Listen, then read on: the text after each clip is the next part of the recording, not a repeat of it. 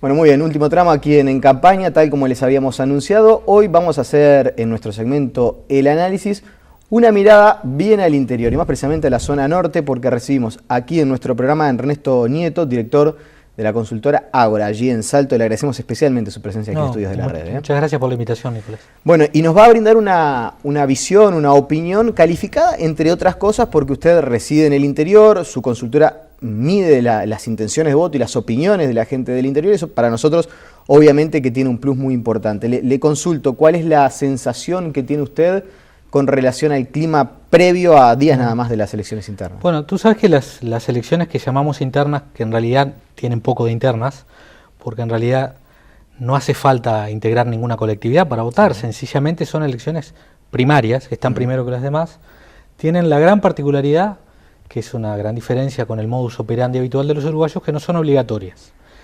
Eso supone una serie de desafíos importantes para todas las estructuras partidarias. Nosotros en elecciones habituales tenemos niveles de votación que a veces superan el 90%, 90, 91% según los departamentos que miremos. Y el pasado reciente nos muestra que en las internas, por ejemplo nosotros en la zona que más trabajamos, que es al norte del Río Negro, tenemos un promedio de participación en la última interna del año 2009 que anda en el entorno del 43%. Sí, ahí estamos viendo una placa donde se ve Artigas, una participación de casi el 50%, menos en Rivera, 37%, Salto, Paysandú, bueno, en fin. El promedio nos da 43%. 43% el promedio. Y en esta oportunidad, ¿notan más o menos movilización? Bueno, nosotros en esta oportunidad pensamos que va a haber un promedio, tomando esos departamentos en los cuales hemos podido estudiar la situación, de alrededor del 40%. Es decir, que la participación sería un tanto inferior. Pero algunos departamentos la participación nos ha dado entre un 37 y un 38. ¿Por ejemplo? Y bueno, básicamente Rivera y Río Negro. Entonces, allí es donde menos ha prendido, si se quiere, la campaña. De alguna manera es los lugares donde hay menos competencia, uno tiende a de alguna manera a ver que el grado de interés es menor. Lo que te estaba diciendo un poquito, ¿no? Las internas, al no ser una elección obligatoria, suponen un gran esfuerzo para las estructuras partidarias. Cuando las estructuras partidarias se esfuerzan, pero de cualquier manera no hay demasiada importancia en ir a votar porque no hay mucho para elegir, porque el resultado tiene una predominancia muy grande de algún sector sobre otro o de algún dirigente local sobre otro, lo que pasa es de que decae el interés. Claro. Entonces allí, bueno, los esfuerzos de campaña tienen que ser doblemente eficaces para lograr convocar. Nosotros esperamos que la participación sea similar o un tanto menor en cuanto a la cantidad de gente que va a votar en la interna. Otra cosa es cuando decimos quiénes son los que van a votar. Que allí, ¿a qué partido pertenecen o qué orientación política tienen? A qué partido pertenecen y sobre todo cómo son, por ejemplo, las edades de los votantes. Allí tenemos claves de análisis que son bien diferentes. Claro, hay un asunto interesante y ya vamos a compartir otra placa que tenemos para ilustrar este tema, en cuanto a cómo se comportan los votantes, cómo se disgregan las franjas etarias de cada uno de los votantes y qué nivel de participación tienen, ¿no? Exacto. Nosotros, por ejemplo, en esta elección, estos son datos promedio de los departamentos que recién acabábamos de señalar, encontramos que, al igual que el anterior, entre los votantes más jóvenes y a su vez entre los de mayor edad, los mayores de 70, es donde se darían los menores niveles de concurrencia a votar. La primera columna de izquierda que tienen allí los televidentes dice que entre los más jóvenes, es decir, entre los primeros electores y hasta los 29 años, el promedio de intención de ir a votar es el 38. Pero un dato que no está ahí es que si tomamos solamente los primeros electores, es decir, los que por primera vez tienen que ir a votar, si es que quieren, porque la elección no es obligatoria, ese dato baja al 25. O sea que de los que están habilitados para ir a votar en la zona norte del país, ¿no? Que por primera vez tienen la posibilidad de ejercer el derecho al voto, vaya si uno, hace algunos años ya, pero fui adolescente y esperé el momento de ir a votar. De los que tienen esa posibilidad, solamente uno de cada 4 tienen la intención de ir a votar el domingo. Dicen que seguro van a ir a votar. Ese número se puede mover un poco, puede ser un tanto mayor, pero seguramente no va a superar nunca el 30%.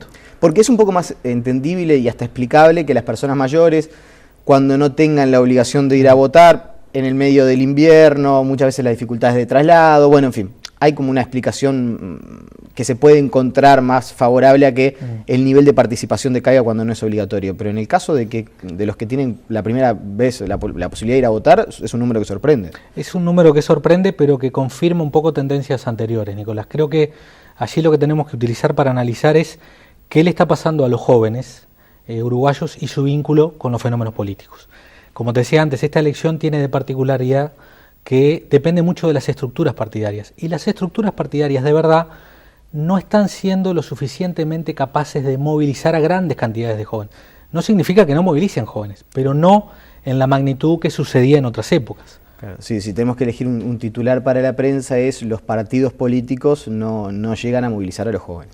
Sí, y tiene también que ver con esta cuestión que hablábamos antes de que la elección no es obligatoria. Vos vas a ver que en octubre, para lo cual falta muy poco, vas a ver que la situación es otra y el grado de involucramiento es otro, pero el hecho de que no exista la obligatoriedad descomprime mucho también el nivel de movilización de los propios jóvenes. Claro. Es decir, a ver, ¿hasta dónde me movilizo y hasta dónde me muevo por algo que después ni siquiera sé si voy a ir a votar porque es obligatorio? Esta elección además concentra mucho de los recursos en el propio día de la elección.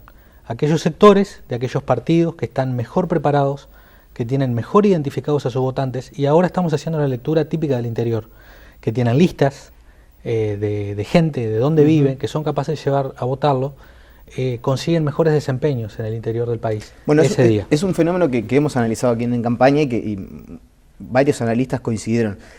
Por ejemplo, en la interna del Partido Nacional, que es la única que guarda cierta atención con relación a qué es lo que va a pasar, si el candidato va a ser Larrañaga, si va a ser la calle Pou.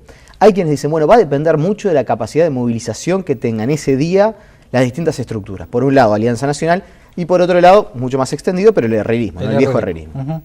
Eso es así. Nosotros, con relación a los departamentos que hemos estudiado, pensamos que en general en los departamentos más fuertes del Partido Nacional,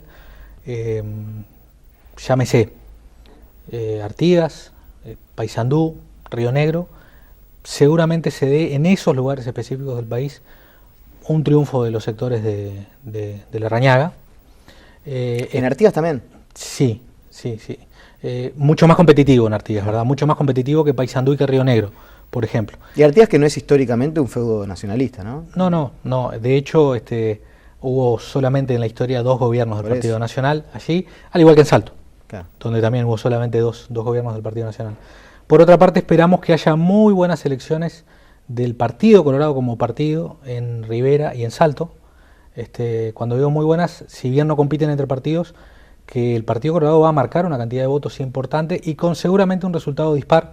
Quien gane la interna en Rivera seguramente sea el candidato Amorín Valle, y quien gane la interna en Salto por amplia diferencia sea Pedro Bordaberry. Lo que ustedes visualizan, me imagino en base a sondeos, es que en Salto el Partido Colorado puede llegar a ser la fuerza política más votada, incluso por encima del Partido Nacional y del Frente Amplio. Sí, sobre todo por encima del Frente Amplio como posible segunda fuerza, el Partido Nacional en un tercer lugar un tanto más alejado. Con una fuerte predominancia de Pedro Bordaberry por sobre Amorín Valle, y en Rivera, impulsado por el liderazgo de Tabaré Viera, seguramente el Partido Colorado por encima del Frente Amplio del Partido Nacional, pero con Amorín Valle sacando más votos que Bordaberry. Sí, esto tiene que ver un poco con la lógica que tienen las internas en el interior, y cuanto más nos alejamos de la capital y del área metropolitana, esa lógica se acentúa, que es la interna descansa en buena manera en los liderazgos locales.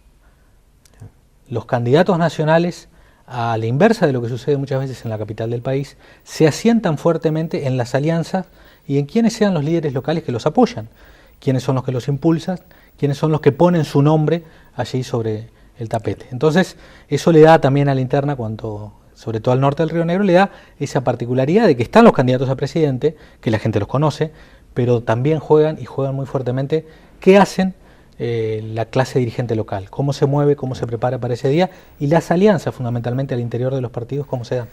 Bien, ya me quedan los últimos minutos, pero vaya, bueno, si hay todavía asuntos para cortar y temas para desmenuzar. Usted decía la fuerte impronta de los liderazgos locales, y hace algunas semanas estuvo aquí en campaña Pedro Bordaberry.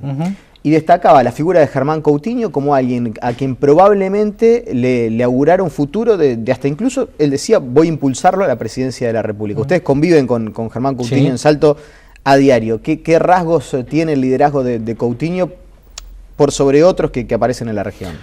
A ver, yo diría que como... Más allá de su alta aprobación, ¿no? que es la más alta a nivel nacional. La última medición nuestra en Salto, que es del mes pasado, el intendente tuvo un nivel de aprobación un tanto superior al 70%, 70,3%. A lo largo del último año y medio siempre se ha movido en promedios que están entre el 70 y el 73%.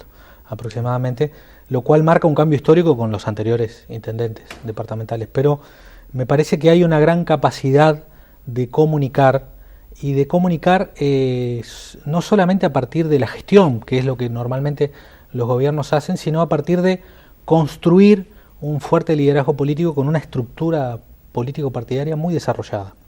Es decir, la fortaleza de Coutinho, más allá del tema, insisto, de la gestión, tiene que ver con que comunica muy bien, pero a partir no solamente de medios de comunicación, sino que utiliza y potencia y desarrolla una estructura político-partidaria que, bueno, seguramente ya en las internas, ustedes lo van a ver esa noche, el resultado de Salto va a ser un poco distinto de lo que sucede en buena parte del país. Quizás el gran desafío, y esto ya apunto más a la parte de analítica y a lo que usted como politólogo puede interpretar, sea proyectar eso a nivel nacional y cuando le toque empezar a opinar y a marcar posturas sobre algunos asuntos donde allí sí es más fácil para la gente etiquetar o poner una etiqueta acerca de eso tan mañido si es de izquierda o de derecha o su posicionamiento sobre ciertos asuntos, ¿no?